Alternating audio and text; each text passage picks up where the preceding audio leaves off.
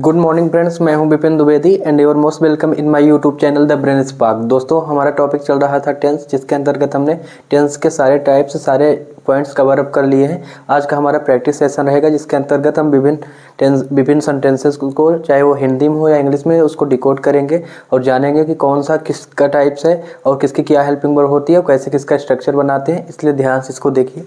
आइए देखते हैं। सबसे पहले टेंस के बारे में हमने आपको बताया था, 3 टेंस होते हैं, प्रेजेंट, पास्ट, फ्यूचर, और सबके 4 टाइप्स होते हैं। इस तरह टोटल कितने हो जाते हैं? 12 टेंस।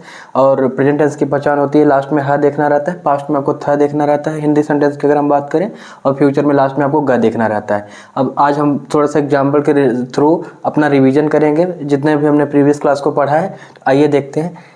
तो एग्जाम्पल लेते हैं हम। सबसे पहले हिंदी सेंटेंस लेंगे। आप यहाँ पे देख पा रहे होंगे, जैसा कि लिखा है कि मैं विद्यालय नहीं जाता था।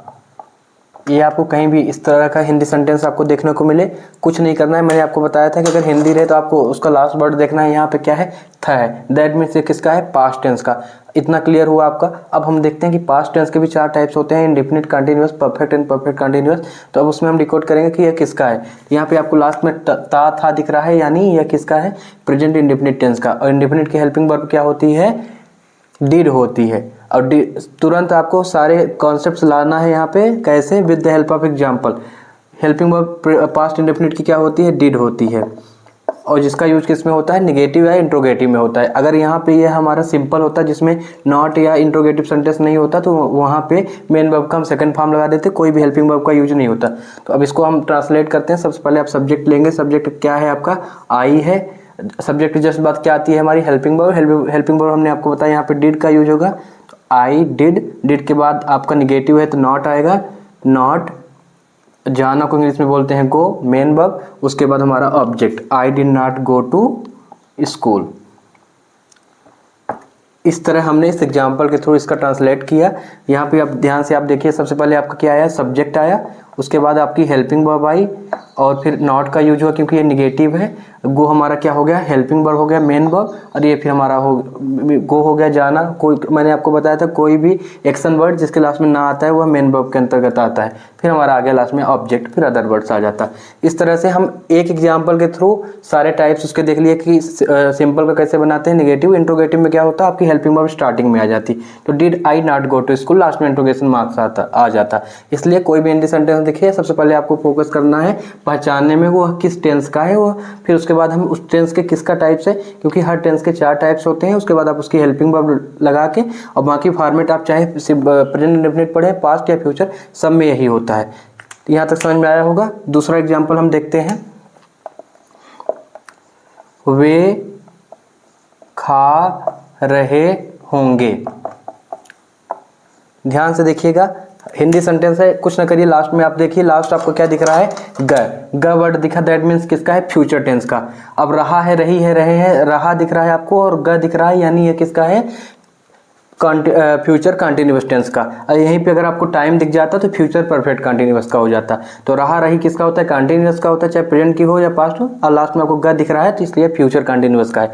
इसका हम ट्रांसलेट करते हैं। फ्यूचर कंटिन्यूअस की हेल्पिंग वर्ब क्या होती है? तुरंत आपको ध्यान में लाना है, shall be and will be. आप एक बार रिवीजन क्लास देख सकते हैं अगर आपने देखा है, क्योंकि ये हमारी रिवीजन क्लास है, इसलिए हम इसको एग्जाम्पल के थ्रू रिलेट कर रहे हैं। तो सबसे पहले आपका सब्जेक्ट आएगा। वे को इंग्लिश में क्या बोलते हैं? दे के साथ आई और बी के साथ शैल का यूज होता है, रिमेनिंग के साथ विल का यूज होता है। तो यहाँ पे आई और बी नहीं लिखा है, दे है, इसलिए इसके साथ आएगा दे विल बी। फिर उसके बाद मेन वर्ब आएगी। मेन वर्ब क्या है आपका? खाना। खाना को इंग्लिश में बोलते हैं ईट। हमने आपको बताया था, जब भी आपको कंटिन्यूअस की बात आएगी तो कंटिन्यूअस में हमेशा मेन वर्ब में क्या जुड़ेगा? ING। तो they are eating, they will be eating. बस। निगेटिव इसका क्या बन जाता है? They will not be eating. मैंने आपको बताया था, जब भी पेयर में हेल्पिंग वर्ब रहेगी तो बीच में नॉट आ जाएगा। इंट्रोगेटिव क्या बन जाता है? विल स्टार्ट में आ जाता। तो विल दे बी ईटिंग और will they not be eating, last में इंट्रोगेशन मार्क। एक एग्जाम्पल के थ्रू हम उसके 4 सेंटेंस देख रहे हैं। इस तरह से आपका पूरा फोकस पहले पहचानने पे होना चाहिए। अगर आपको इंग्लिश ट्रांसलेशन दिखा है, उसको आप हिंदी में कन्वर्ट करना चाहते हैं, तो देखिए ध्यान से। सबसे पहले आप हेल्पिंग वर्ब पे जाएंगे। हेल्पिंग वर्ब देखते ही आप समझ पाएंगे कि विल शैल लिखा है यानी ये फ्यूचर का है, साथ में बी लगा है यानी ये फ्यूचर कंटिन्यूअस का है, मेन वर्ब में आईएनजी लगा है यानी फ्यूचर कंटिन्यूअस का है। तो आप इसको डिकोड कर लेंगे। दे का मतलब वे, विल भी है तो रहे होंगे होगा, और इट मतलब खाना, तो वे खा रहे होंगे। इस तरह हम इंग्लिश टू हिंदी और हिंदी टू इंग्लिश कन्वर्ट कर सकते हैं। और कुछ एग्जांपल्स देखते हैं जिसके थ्रू हम और चीज़ें समझ पाएंगे। इस तरह आपने समझा कि कैसे फ्यूचर में शैल विल का यूज होता है, पास्ट में हमारा किसका यूज होता है, डिड का यूज होता है, और प्रेजेंट में हमारा अगर इंडेफिनिट की बात करें तो डू डज का होता है, कंटिन्यूअस में इज एम आर का होता है, परफेक्ट में हैज हैव का होता है, और परफेक्ट कंटिन्यूअस में प्रेजेंट की हम बात कर रहे हैं तो has been and have been होता है। अब एक हम देखते हैं परफेक्ट कंटिन्यूअस का, जो कि लेंदी होता है, पर अगर आप समझ गए तो आपको आसानी से उसको कन्वर्ट कर पाएंगे। जैसे राम 4 दिन से सो रहा था, ये आपका हिंदी सेंटेंस है। इसको आप क्या देखना है, सबसे पहले लास्ट में देखेंगे तो यहाँ पे रहा था आ रहा है, यानी जब मैंने आपको बताया था दिखे तो पास्ट का है, तो पहला हमारा कॉन्सेप्ट निकल के क्या आ गया कि यह पास्ट टेंस का एग्जाम्पल है। दूसरा रहा है यानी ये कंटिन्यूअस का है। और हम इसमें देखते हैं ध्यान से, तो यहाँ पे आपको समय दिया है 4 दिन। जब इस समय की बात आ जाती है तो किसका हो जाता है, परफेक्ट पास्ट परफेक्ट कंटिन्यूअस। अब सीधे आपके माइंड में आना चाहिए कि इसकी हेल्पिंग वर्ब क्या होती है, तो पास्ट परफेक्ट की कंटिन्यूअस की हेल्पिंग वर्ब होती है हैड बीन। क्या होती है, हैड बीन। तो अब इसको हम डिकोड करते हैं। सबसे पहले हमारा सब्जेक्ट आएगा तो राम, इसकी हेल्पिंग वर्ब क्या आएगी, हैड बीन। जस्ट बाद इसके आता है मेन वर्ब। मेन वर्ब हमारा क्या है, सोना। तो सोना को इंग्लिश में बोलते हैं स्लीप या SLEEP। क्योंकि यह कंटिन्यूअस इसलिए इसमें ING लग जाएगा। और जब भी हम परफेक्ट कंटिन्यूअस की बात करते हैं तो हमेशा सिंस एंड फॉर का यूज होता है। तो सिंस निश्चित समय के लिए और फॉर अनिश्चित समय के लिए। तो 4 दिन हमारा निश्चित नहीं है क्योंकि टाइम इंटरवल दिया है। अगर यहाँ पे लिखा होता कि वह मंडे से खेल रहा है या 4 सितंबर से खेल रहा है या सो रहा है तो वह निश्चित हो जाता है। इसलिए यहाँ पे क्या आ जाएगा, आपका फॉर आ जाएगा, फॉर 4 डेज। एक से ज़्यादा दिन है इसलिए यहाँ पे डे में यस लग गया। सिंपल सा है, कुछ नहीं, आराम से इसको डिकोड कर रहे हैं हम। देखिए सब्जेक्ट आया हमारा हेल्पिंग वर्ब, फिर हमारा मेन वर्ब में ING, फिर सिंस एंड फॉर, एंड उसके बाद टाइम हमारा आ गया। स्ट्रक्चर आप अपने से बना सकते हैं। इसका निगेटिव क्या बनता, मैंने बताया था जब भी पेयर में रहे तो नॉट का यूज हमेशा बीच में होता है, और जब भी इंट्रोगेटिव में रहता है तो पेयर से पहला हेल्पिंग वर्ब उठ के स्टार्टिंग में आ जाता है। तो ध्यान से देखिएगा, Ram had not been sleeping for 4 days. Ram 4 दिन से नहीं सो रहा होगा। क्या राम 4 दिन से सो रहा है, तो क्या आया, तो ये हैड उठ के स्टार्टिंग में आ जाएगा। तो had Ram been sleeping for 4 days, last में आपका इंट्रोगेशन मार्क। और इसका इंट्रो और निगेटिव क्या बनता है, ध्यान से देख लीजिए। सबसे पहले आपका आता है हेल्पिंग वर्ब का पहला पार्ट हैड, जस्ट बाद आपका सब्जेक्ट आ जाता, उसके बाद नॉट आता, उसके बाद बीन आता, फिर आता आपका स्लीपिंग, फिर आता आपका फॉर, फिर आता 4 डेज। बिल्कुल ईजी है, लास्ट में इंट्रोगेशन मार्क।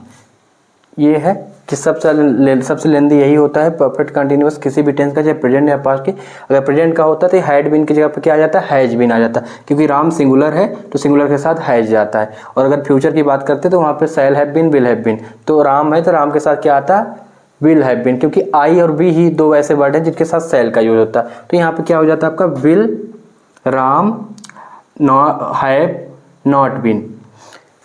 ध्यान से देखना है आपको। जब एक कॉन्सेप्ट अगर आपको भूलता है तो ध्यान देने की आवश्यकता है। मैंने आपको बताया कि जब 2 पेयर में रहता है कोई भी हेल्पिंग वर्ब तो नॉट का यूज हमेशा कहाँ होता है, बीच में होता है। लेकिन जहाँ पे 3 हेल्पिंग वर्ब आ जाती है, जैसे will have been and shall have been, तो वहाँ पे नॉट का यूज कैसे किया जाता है, जैसे आपका लिखा है विल हैव बीन।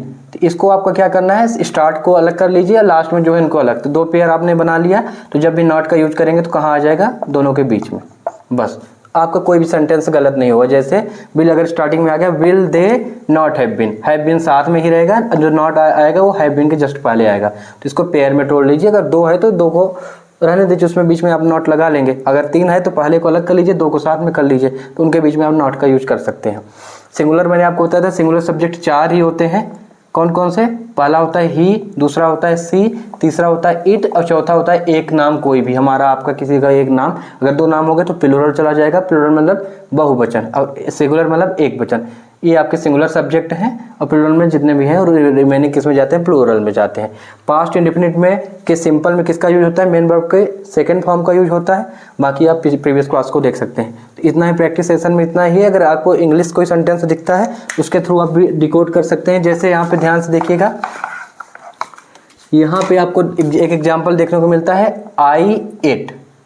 इसको कोई आपको बोलता है इसको आप हिंदी सेंटेंस में कन्वर्ट करिए। सबसे पहले आप सब यहाँ पे देखिए, मेन वर्ब क्या है, ate, that is second form of it. It का यहाँ पे ये सेकंड फॉर्म है, दैट मीन्स सेकंड फॉर्म का यूज हमेशा क्या होता है, 12 सेंटेंस टोटल होते हैं, उनमें पास्ट इंडेफिनिट ही ऐसा है जिसके सिंपल में मेन वर्ब का सेकंड फॉर्म यूज होता है।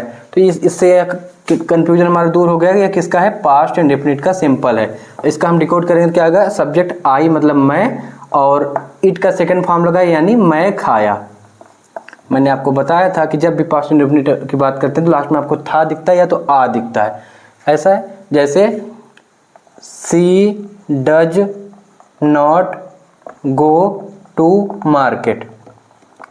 सीधे डज लगा है, डू डज किसकी हेल्पिंग वर्ब होती है, प्रेजेंट इंडेफिनिट की। तो इसका क्या निकल के आएगा, वह बाजार नहीं जाती है। प्रेजेंट इंडेफिनिट की पहचान क्या होती है, ता है, ती है, ते है। डू डज का यूज हुआ है यानी यह निगेटिव है। अगर ये डज स्टार्टिंग में आ जाता तो ये इंट्रोगेटिव हो जाता। सिंपल है, कुछ भी नहीं है। आप प्रेजेंट टेंस को अच्छे से पढ़ लीजिए तो आप पास्ट फ्यूचर सब आसानी से कवर अप कर पाएंगे। Thank you.